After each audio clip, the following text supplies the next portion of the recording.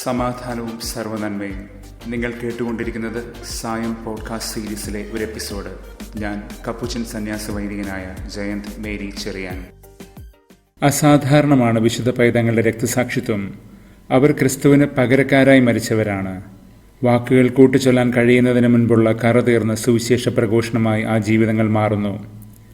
ഇന്ന് 1 യോഹന്നാൻ 1:5 മുതലും പിന്നെ സങ്കീർത്തനം 124 കൂട്ടി വായിച്ചാൽ വെളിപ്പെടുന്നൊരു ചിത്രമുണ്ട്. നമ്മൾ ദൈവമക്കളാണ് എന്ന സ്വപ്നതുല്യമായ പദവിയിലേക്ക് തിരഞ്ഞെടുക്കപ്പെട്ടവരും ഉയർത്തപ്പെട്ടവരുമാണ്. അതിനാൽ തന്നെ ആഞ്ഞു തിങ്ങുന്ന ഈ ലോക ഭീകരതയുടെ നടുവിലും നമുക്ക് സ്വപ്നതുല്യമായ രക്ഷ ദൈവം കാത്തുവച്ചിട്ടുണ്ട്. അന്ധമായ ഇഹലോക ഭീകരതയുടെ നേർക്കാഴ്ചയാണ് ഇന്ന് വിശുദ്ധ പൈതങ്ങളുടെ വധത്തിൽ നിഴലിക്കുന്നത്. ജെറമ്യാ 31:15 പൂർത്തീകരിക്കപ്പെടുന്നു എന്ന് പറഞ്ഞുകൊണ്ടാണ് ശ്ലീഹ ഇതിനെ സുവിശേഷത്തിൽ കുറിച്ചതുപോലും. റാഹേൽ വിലപിക്കുന്നു. അവളെ ആശ്വസിപ്പിക്കാൻ ആർക്കുമാകില്ല. ആശ്വസിപ്പിക്കപ്പെടാൻ അവൾ വിസമ്മതിക്കുന്നു. കാരണം അവളുടെ കുഞ്ഞുങ്ങൾ എല്ലാം തന്നെ നഷ്ടപ്പെട്ടിരിക്കുന്നു. പ്രവാസത്തിൻ്റെ, ദേശഭംഗത്തിൻ്റെ, ദേവാലയ നഷ്ടത്തിൻ്റെ അനിർവചനീയമായ വേദനകളുടെ രേഖാചിത്രമാണ് ഈ ഒരു വാക്യം. കഴിഞ്ഞ ദിവസം നാം ധ്യാനിച്ച ജോസഫും ബെഞ്ചമിനും അവരുടെ അമ്മയായ റാഹേൽ. ബത്ലഹേമിൽ നിന്നുള്ളൊരു വഴിയിലാണ് അവളുടെ കബറിടം നിലകൊള്ളുന്നത്. കവ്വേർ റാഹേൽ. പ്രവാസത്തിലേക്ക് ചങ്ങലകൾ ഇട്ട് കെട്ടിവലിക്കപ്പെടുമ്പോൾ യഹൂദമക്കൾ ആ കബറിടത്തിൽ അള്ളിപ്പിടിച്ചുകൊണ്ട് പ്രാർത്ഥിച്ചു. ഇനിയൊരു തിരിച്ചുവരവില്ല എന്നറിഞ്ഞുകൊണ്ട് തന്നെ അവസാന കണ്ണീർ ഒഴുക്കിക്കൊണ്ട് ജീവിതത്തിലുള്ള അവസാന പിടിവള്ളി പോലെ ആ അമ്മയുടെ സ്നേഹം. അടിമയായി വിൽക്കപ്പെടുമ്പോൾ അവളുടെ മകനായ ജോസഫും ഇതുപോലെ ഈ കബറിടത്തിൽ ഇങ്ങനെ അള്ളിപ്പിടിച്ച് കരഞ്ഞുവത്രേ. അന്ന് അവൾ തൻ്റെ പുത്രനോട് പറഞ്ഞു, ധൈര്യമായി പോവുക, കർത്താവ് നിൻ്റെ കൂടെയുണ്ട് എന്ന്. തൻ്റെ മക്കൾക്ക് വേണ്ടി കർത്താവിനോട് ബലം പിടിക്കുന്നൊരു റാഖേലിൻ്റെ ഓർമ്മക്കുറിയുണ്ട് യഹൂദ വിചാരങ്ങളിൽ. യാക്കോബ് തന്നെ വിവാഹം ചെയ്യാൻ ആഗ്രഹിച്ചു. പക്ഷേ അവൻ വഞ്ചിതനായി തൻ്റെ സഹോദരിയെയാണ് വിവാഹം ചെയ്യേണ്ടി വന്നത് ആദ്യം.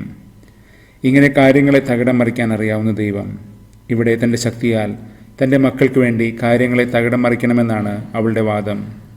ദൈവം അത് കേട്ടുകൊണ്ട് അവളോട് പറയുന്നു, റാഖേലെ, നിന്നെ പ്രതി നിൻ്റെ മക്കളെ ഞാൻ തിരികെ കൊണ്ടുവരും എന്ന്. കാച്ചിക്കുറുക്കിയ നലം തികഞ്ഞ മാതൃത്വത്തിൻ്റെ പ്രകാശനമാണ് റാഖേൽ, ക്വിൻറ്റസെൻഷ്യൽ മദർഹുഡ്. മറ്റുള്ളവർക്കായി നിലകൊള്ളുന്ന സാത്വിക ഭാവങ്ങളുടെ തികവും തനിഭാവവുമായി അത് മാറുന്നു. അങ്ങനെ തനിക്ക് വേണ്ടി മാത്രം നിലകൊള്ളുന്ന, തനിക്ക് ഭീഷണിയായി മാറുമെന്ന് കണ്ടാൽ സ്വന്തം പിഞ്ചു കുഞ്ഞുങ്ങളെപ്പോലും കൊല്ലാൻ മടിക്കാത്ത ഹെറോദേസിൻ്റെ കടകവിരുദ്ധ ഭാവം പോലെ. ഇന്ന് റാഖേലിൻ്റെ വിലാപം കുറിച്ചിട്ട ജെറമ്യായുടെ 31 അധ്യായം അത് വീണ്ടെടുപ്പിൻ്റെയും നവ്യമായ ഉടമ്പടിയുടെയും ഉദ്ഘോഷണം കൂടിയാണെന്ന് മറക്കരുത്. അവസാന പിടിവള്ളി പോലെ വരെയും നിൽക്കാൻ തയ്യാറുള്ള മനുഷ്യരുണ്ടിങ്ങനെ. അവർ ലോകഭീകരതയുടെ മുൻപിൽ അടിപതറിപ്പോയി എന്നും നന്മ ആകെ തകർന്നു പോയി എന്നും പലപ്പോഴും തോന്നും. അവർ തോറ്റുപോയി എന്ന്. പക്ഷെ മറക്കരുത്, ആ പിടിവള്ളിക്കപ്പുറം ഒരു ദൈവവള്ളി കനക്കുന്നുണ്ട്, കനത്ത രക്ഷാബന്ധമായി മാറുന്നുണ്ട്. ഇനി അങ്ങോട്ട് ദൈവം ഏറ്റെടുക്കും, ദൈവം നോക്കിക്കൊള്ളും. ഹീബ്രുവിൽ പ്രത്യാശയെ പിരിയൻ കയർ, തിക്വ എന്ന് വിളിക്കുന്നത് വെറുതെ അല്ലല്ലോ.